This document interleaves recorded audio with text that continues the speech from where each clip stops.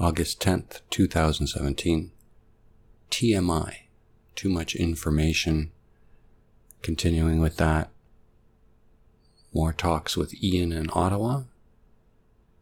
And let's get started.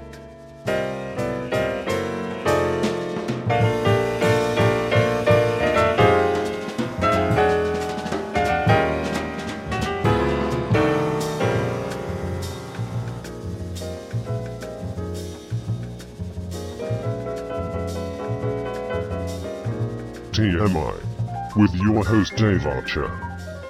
Hello, Mr. Archer. Yeah. How are you? I think Americans need to know their own history first before they start poking fingers at other people. And Americans have just never been comfortable in doing that. As soon as Alex Jones at the beginning, you could say, okay, this is the dawn of the internet age when Alex Jones came out. It was cool. It was like that new car smell. It was like, oh, wow, somebody's talking about UFOs and Bigfoot and nuclear conspiracies and JFK conspiracies and Area 51. And so that was fantastic at the beginning. But now Alex Jones sounds like an absolute nut bar that should be institutionalized. There's a conspiracy around every corner and behind every closet and behind every bush. Everything is a conspiracy. And, Hillary Clinton, da-da-da-da. Well, hold on a second. The entire American political process is corrupt. We don't need to go on the laundry list of categories of where it's corrupt. But and the same can be said with China, or the same can be said with North Korea, or Russia, or any third world tin pot dictator. There is no difference, with the exception of, is it overt or is it covert? And in the case of the United States, it's kind of like covert, but it's kind of like, well, you got your carpet on the floor, but you can see the 20-meter boa constrictor or anaconda kind of slithering underneath your Persian carpet. It's there. The anaconda is there, but you can't see it because it's covered by the Persian carpet. So that's American politics. And same thing with Canada. It doesn't matter whether it's corruption in Quebec from 1976 with the empty cement mixers and dump trucks going in at one end and empty going out the other end. I mean, it just depends on how sophisticated the corruption is, but I would say it's the anaconda under the Persian carpet, and it's there, and it's there, but nobody's willing to discuss it. And so I think we're all pretty much, unless it's a Tiananmen Square or what happened in Turkey last year with the suppression of individual rights, or whether it's Russia, North Korea, the state can turn around and impose a firm hand very, very quickly, and the Americans have proven that they can do that, and they have done that, and they won't stop. I mean, just look at what's happening in Venezuela. I mean, that's under Obama, for Christ's sake. That's under the Democrats, where the CIA and all those other morally lacking agencies have gone in there and have totally turned everything upside down, because the Americans don't want socialism or whatever quasi-form of government that they're trying to put in there. So they'll send in their goons, and like they did in Central America, South America under Pinochet and everything like that, and they'll slaughter innocents because they think differently, and they'll be immune, and the Americans don't care because it doesn't serve their interests. If you've always heard Trump or Obama or Bush Sr. or Jr. or Clinton or Ford or Carter, if it does not meet American interests, they will send in the military covertly or overtly under the auspices of the CIA or whatever other stupid agency they have, and they will start destabilizing the government. What was the segue that got you onto this rant? What? What was the segue that got you onto this? Oh, we're talking about Peditone, or talking about doing his podcast about about the government and how things are going in the United States. Oh, Pepitone. Pepitone, sorry. You're refuting the idea that there would be an action. Well, a reaction to there's not going to be any action. There's not going to be, because people are not, in North America and Canada and the United States, they're not going to rock their government. They're not going to have another Kent State massacre. That's not going to happen again. But the government will curtail civil liberties, i.e. 9/11 style, and they'll say, and if you don't believe it, if you and I don't believe it, then we'll be regarded as radicals and we'll have our rights taken away. Look at under the Patriot Act. If you do, you could be born in the United States now and have your American citizenship stripped away from you. That's right in the Patriot Act, first page. If you do something un-American, you're gone. You're now stateless. So, thank you 9/11, So, you can have your civil liberties as soon as you cross that border into the United States. We want to see your cell phone. We want to see all your emails. We want to see all your photographs. Give us your tablet. We want to see all this stuff. Give us your laptop. Give it civil liberties. Be damned. And okay. So well, let's start again. Let's reframe this. Yep. So some people think that the Trump situation is so horrific and is illustrating money in politics and the danger of populism and how important an informed society is, fake media notwithstanding, that there'll be a natural reaction on its own. Mm-hmm. Is that too optimistic? Is that too optimistic? Well, it's certainly not going to be like when kids walk into Baskin and Robbins or some other ice cream store and, squeal with and giggle with delight. I think it's more akin to the pig or the horse or the cow being led to the slaughterhouse to be made into some sort of mystery sausage. It's like, you think you're getting a turkey sausage? No, it's going to be chicken. You think you're getting a pork sausage? No, it's donkey and goat or horse. Today's mystery politician is going to be what? I think it's more of the latter. I think it's like the mystery sausage turning out to be horse or donkey meat. I think everybody's really shocked, but at the end of the day, they're just going to keep on eating their sausages because they know it's protein and it has enough spices, so it's palatable. So they're going to keep on eating sausages regardless of unless you're Jewish or Muslim or whatever and you don't eat pork, or you're Hindu and you don't eat cow. I think there was a news story this week. Yeah, there was a news story this week. Talked about the contents of sausage. Yeah, that's why I'm referencing All right. it. And Health Canada is going to be doing a further study on that because it was only 5 different mystery meats that they studied. So, and I think it was only like 500 different sausages they tested, so they want to test more. So I think American politics, or politics in general, it's like, well, it shocks us, but, as long as you have enough spices to cover up the atrociousness of what's really inside there, okay, we can keep on going along because, I have my job Monday to Friday. I have my 2.5 kids. I have my 1.5 car garage, car. At this point, though, Trump has a 30% approval rating, and this is unprecedented. So the Americans why can't we assume? The Americans have killed their president twice. They've killed anybody that posed a political threat. I don't know how many times. In our generation, they killed Malcolm X and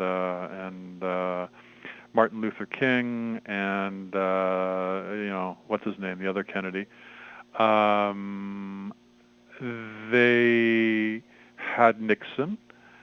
They had Reagan, Iran-Contra scandal, shipping in tons of cocaine into Texas and Louisiana, Arkansas, Mississippi, Florida, and Oliver North and that awful, awful human being, Newt Gingrich. They had, they supplied the Khmer Rouge with weapons and ammunition to fight the Vietnamese, the Americans' mortal enemy, that embarrassed the United States. They had, God, I don't even want to start with Clinton. Then they stole the election, hanging chads and everything, at the end of the century, beginning of the new century. I don't think the Americans, as far as I'm concerned, they'll put up with a lot. Well, they will. They won't tear themselves apart at the seams. That's just hype. That's not. Trump's going to finish his 4 years, and then he's going to get out of it gracefully. He's going to say age or whatever. You know, he's going to get out. He wants a graceful exit, and I don't see him doing 8 years. I see Pence taking over maybe.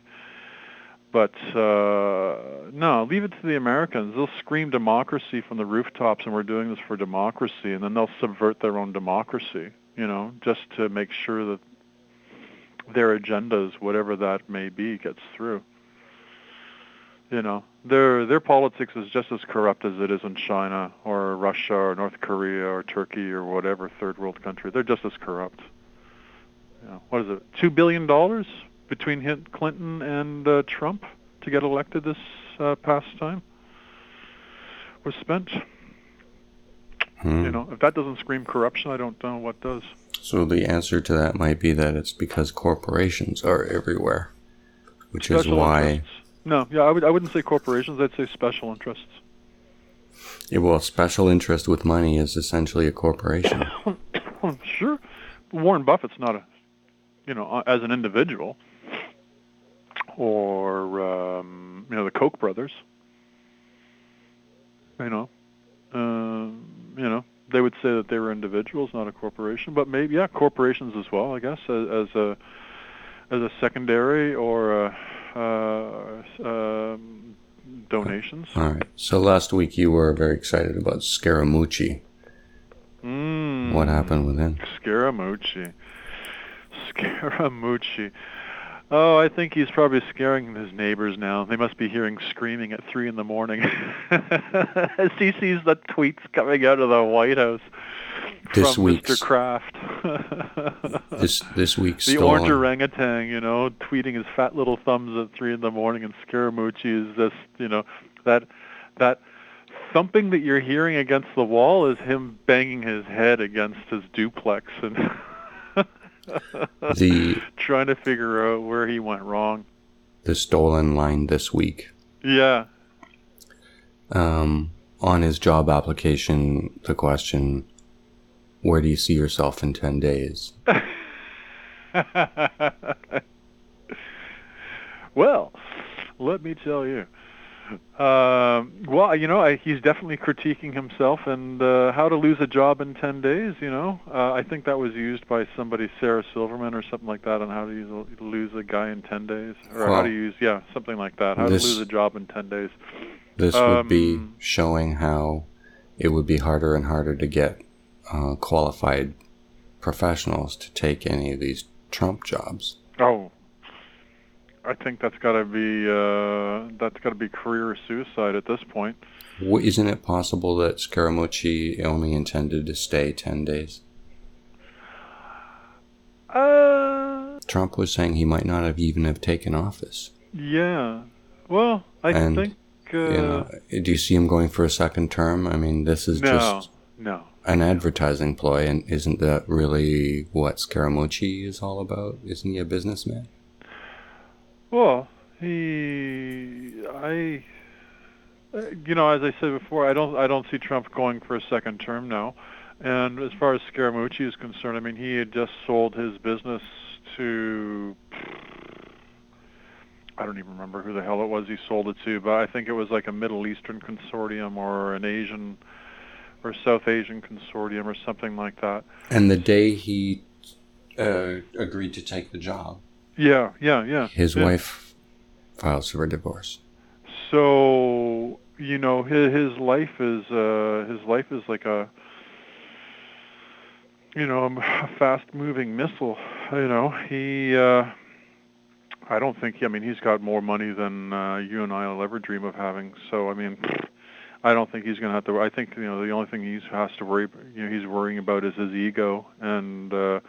Oh, should I have made that? If it was a game of chess, he's probably slapping his head against the wall and saying, "Oh, I shouldn't have done whatever it was I did." I mean, where do you start? So he's I think he did a couple of lines off of Trump's belly before he went out there and professed his love for Trump. On his first news conference. So he was a little over-animated.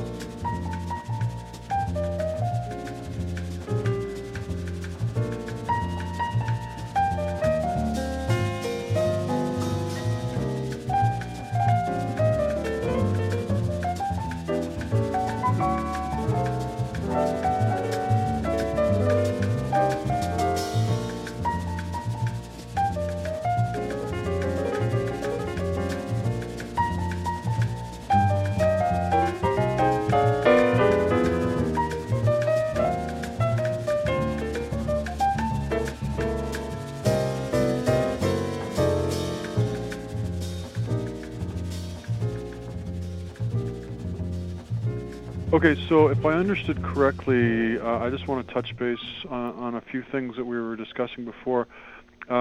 Westinghouse and Toshiba running into fiscal problems because of their nuclear divisions, and the takeaway was that they're having problems down in the Carolinas with 2 reactors that they're building, and that they're going through with it, and a number of other reactor sites throughout the states and around the world. Did I understand that correctly? Mm-hmm. Mm-hmm. Westinghouse declared bankruptcy, and they were essentially like the BP of nuclear. I think they even had deals to sell fuel rods to Russian or European reactors. They're like literally on every corner in every country, one way or another. Okay. But anyway, so because nuclear is intrinsically not profitable, anyway, they bankrupted, which started pulling down Toshiba. Toshiba had to start selling, I think, memory chip divisions. But this then, a week later, impacts on projects that Westinghouse is, knee-deep in. One of them is the VC Summer plant, South Carolina. Mm-hmm. And the connection is that the 2 reactors that they're building are new design Westinghouse AP1000s. Okay. And that these reactors are really supposed to be the sign of a resurgence in nuclear after the 3 Mile Island and Chernobyl. Fukushima.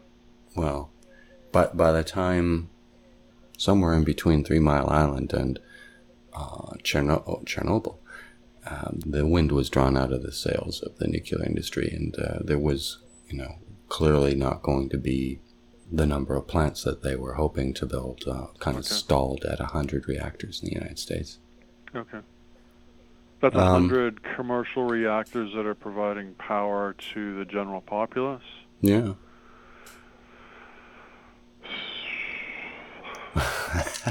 Yeah, that yeah. tech, I always think of Hannaford and just the absolute disaster at Hannaford in Washington State, and I think that's why I just stopped buying those nuclear apples from Washington State and their cherries, because anything that's approaches the Columbia River, it's just like, oh no. There are easily found statistics for how much is contained and how far away those containers are from the Columbia River, Hanford. Yeah. But they have just had issue after issue there. Yeah, it's just it's like the political system just in general. I mean, you can have all the evidence, scientific evidence there. It's not biased. this is, in the immortal words of Chrétien, Prime Minister Chrétien, back in the day, the facts are the facts are the facts, and these are what the facts are. And but I don't know if it's human nature. Nope, nothing to see here, folks. Keep on moving. Well, it's a little surprise in a lot of ways. In a political culture where we vote against our own self-interest over and over again, then why, if faced with economic data for a particular industry that's entirely funded by either forced ratepayers or taxpayers, wouldn't the public add one and one and come up with two? But if we were voting for a reality TV star as president, then we certainly can't expect the public to be properly informed to make informed decisions.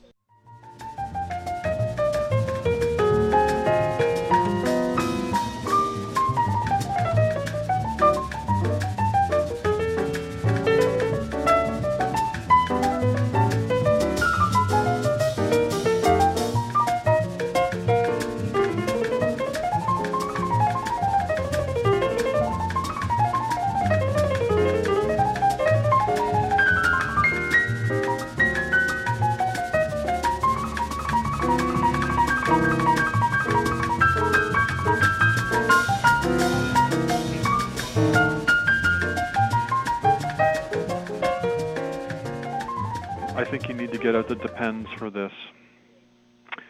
There have been so many leaks that swampland is turning into a lake in D.C. And this is because the intelligence community is pissed off?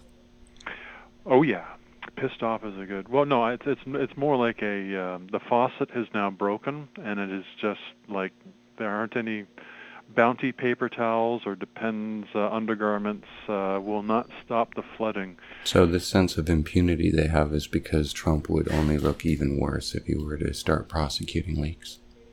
Yes, I agree. I mean, you can try to put a catheter in there to stop it, and if anything, if you haven't anesthetized that area. So it's been a week of lies that were revealed because the intelligence community released some recorded phone calls, I'm guessing. I mean, how else do you leak transcripts like that to the Washington Post? I mean, that's a transcript.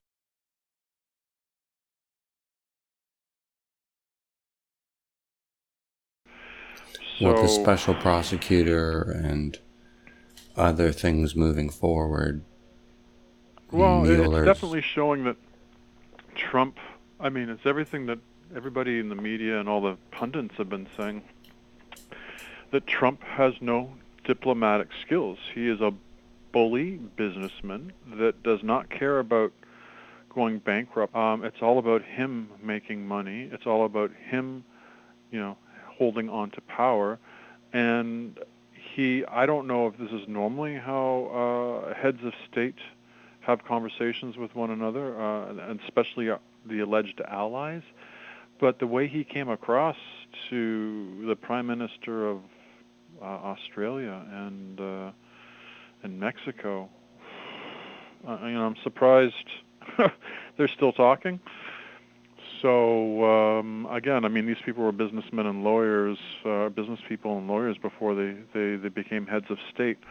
So maybe they're accustomed to talking to each other like this, behind closed doors. I don't know, but it's certainly. What about the idea that Trump is senile? I remember reading a Washington Daily or a Washington Post story, and one of his former business co-conspirators, or whatever you want to call this individual, had said that he thought that Donald Trump was incredibly mentally unstable. That's a loose quote. And that he always felt that Trump was mentally challenged in some way. So These are people that have worked with him in the past, or one individual. I mean, I don't know if there's other people who have said that because So they're just too afraid to say anything. But yeah, I mean. Well, I mean, he looks uncomfortable in office. He firing Spicy and getting rid of. Well, maybe he didn't fire Spicy. But well, it sounds like Spicer was. He was. I think he had certainly. If you read the thing, reading between the lines. He had to report to somebody he didn't want to report to. Yeah, man. Like Trump knew that this was going to be. I'm going to put scabies in here, and you really. But once Melissa McCarthy drove the podium around and got better ratings probably than Trump did when he did SNL. This must have spelt the end. I think so too. Yeah, not having ever seen any of those, but I certainly heard second, third hand the Melissa McCarthy bits. And how can the PR wing of the White House keep just excusing his lies? Because that's their job. That's their job. It's amazing. And there's unfortunately thousands of people that are lining up around the White House right now to take over the jobs. As soon as Trump gets tired of these people. And what do you think is going to be the historical long-term reaction to this? Like, are we really going to just expect less and less from press conferences, or will the reaction to all this be taking it more seriously? I guess I'm expecting that you're going to have a cynical outlook. I think, to answer your question, I think, look how quickly the televised news conferences came back.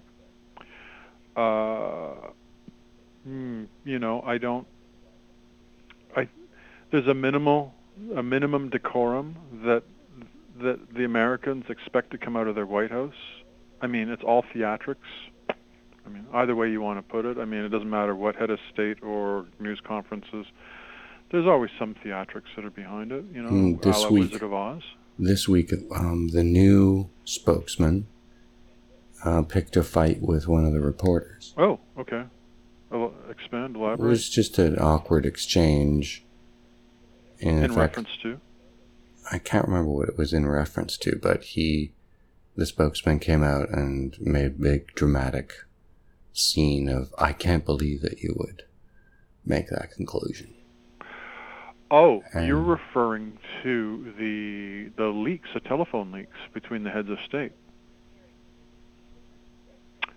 That's what I think you're referring to. I think that's what it was. I'm pretty sure it was either that or the Boy Scouts, wasn't it? It was one of the two. I think. You're talking about the question that the reporter was asking. Yeah. I'm talking about the nature of the discourse between the newly appointed White House spokesperson. Yeah, I'm sorry. I was just putting that into context for the thing. Yeah. But anyway, that's the theatrics. Well, I have, what's his name? I have George Stephanopoulos' book that he wrote as soon as he came out of the White House, being the spokesperson for the Clintons before he ended up being working for ABC News out of the United States. I mean, there's always that delicate balance between the press freedom, and being a spokesperson for the President of the United States. And there's always that delicate dance. I mean, that's a takeaway that I got from that book, So it's the give and take. It's, sometimes the press secretary is going to be leading, sometimes the press is going to be leading, and sometimes they're going to be stepping on each other's feet. But it's that delicate balance of give and take. And so far, Trump and his people have been treating this like WrestleMania, or what's that stupid kickboxing martial arts crap, mixed martial arts bullshit. So, I mean, that's how Trump has been treating this. The takeaway that I got from Stephanopoulos' book is that there's a delicate dance between the White House press corps and the spokesperson for the president. Sometimes there will be people, they'll be dancing on each other's toes, and it's navigating around that and being this is this guy's first week. I think the commenter on CNN said something like, "This looks like a guy who's had his lunch money stolen most of his life." But he came out, seemed to pick a silly standoff with a reporter. Yeah. And to sort of announce his presence, I guess, or something. Try to put the media in its place, who knows?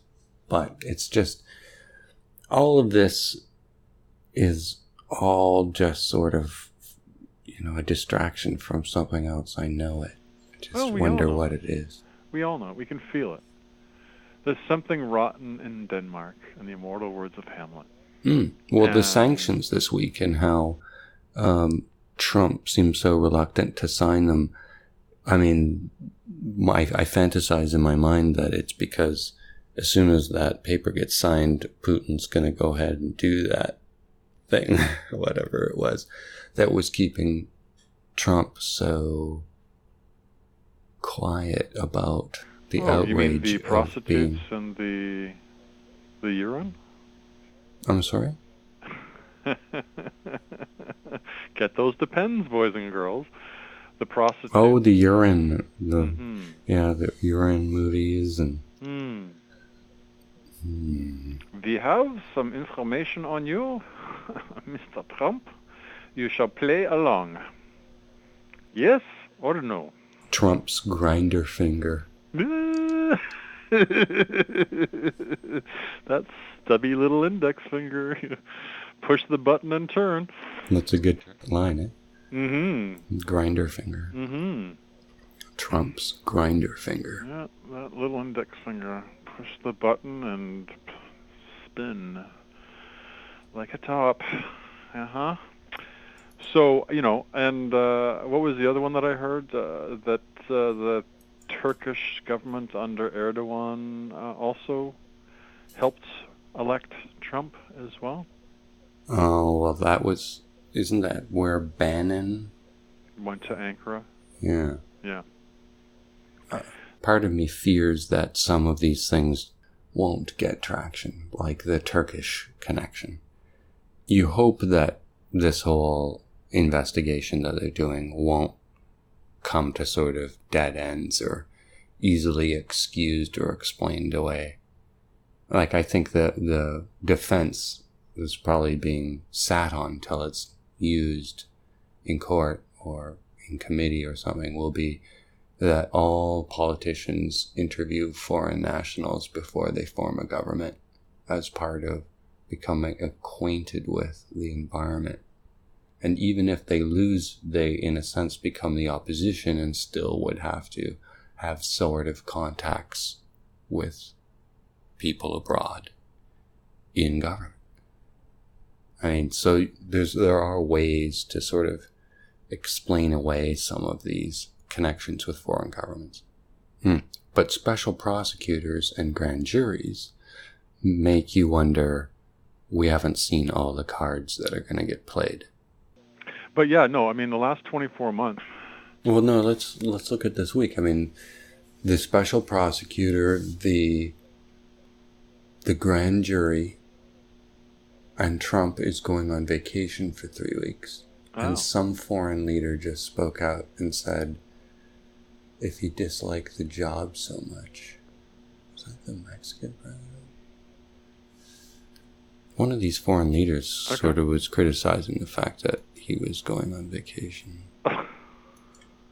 So, I mean, he has just made enemy after enemy. What kind of businessman does that? Well, he made friends of the 4 coal miners. What? Trump is just using people. I mean, this is. I mean. But he's not being successful at anything. Well, exactly. But he doesn't see it that way. 30% approval rating. He sees something. He's the whole ratings guy. Oh, it's his brand. Which doesn't make sense to you and I, but I mean, at some level, I mean, he must have some analytics running somewhere that's telling him that he's going to make his brand recognition now has gone through the roof. So good press or bad press. Maybe he's going through the phases of remorse. Like when he got in, the first thing he said was biggest crowds ever. Like it's very possible he had such expectations. This is why there's so much denial about crowd sizes or greatest thing ever. I mean, maybe it's psychopathic in that's why he actually thinks the Boy Scouts loved him and that he's got his arm around the Mexican president. Oh, and by the way, pay for the wall.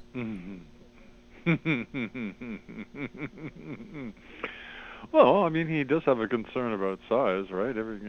Everybody, the commentators, have been talking about his rather rotundness and his stubby little fingers. So, all right. What else happened in international politics this week? Oh, Jesus, where do you even start? International politics in relation to the United States? Mostly, I guess. Maybe we're done with that. Well, I mean, what about talking about North Korea? They fired a missile. Yeah, they fired another missile, and the Americans fired some missiles in response. Yeah, from California. So from Vandenberg, yeah. So I mean, that's never that. I mean, the White House even said under Tillerson, I mean, they're doing the end run around Trump, right? And Tillerson's saying, look, just to paraphrase what he had said was, we don't want to have a fight with you. We are not your enemy. We just don't want you threatening us. We're not looking for regime change. Well, to paraphrase Tillerson. So the United States was looking to China to solve this problem, and then I think I read something this week where they were saying they were disappointed in China's reluctance to rein in North Korea. Exactly, and China's saying it's not its responsibility; it's the United States' responsibility. That smells suspicious, because you would think that China would be gung-ho to take its responsibility for its local region and not invite in the American. Well, and the same thing with Russia, because this Russia is why and China. It makes it look like it's a long-term strategy on the part of Asia to have America come tripping over its shoelaces. And, I mean, and spend probably trillions of dollars one way or another. The Chinese want the American to come in and get scrambled up, because every time the American gets scrambled up, they're another $11 trillion behind the race. Yep. So, and China controls the United States. They bought up all their bad money, all their bad bonds, all their bad everything to keep the United States afloat. China owns the United States. So China beat the Americans at their own game, and that game is capitalism. And the Chinese are doing exactly what you're saying, what the Americans did to Russia. They're outspending them. Wow. And they can afford to do it. And that's the show for this week. Hope you enjoyed it. Email me at archer@twxnet.com and on Twitter as @thatarcher. We're going to close out with a little snippet I stole from Maria Bamford. Here she is performing a little song. An old American classic, join in if you know the words. Old MacDonald had a pterodactyl, E-I-E-I-O, with a...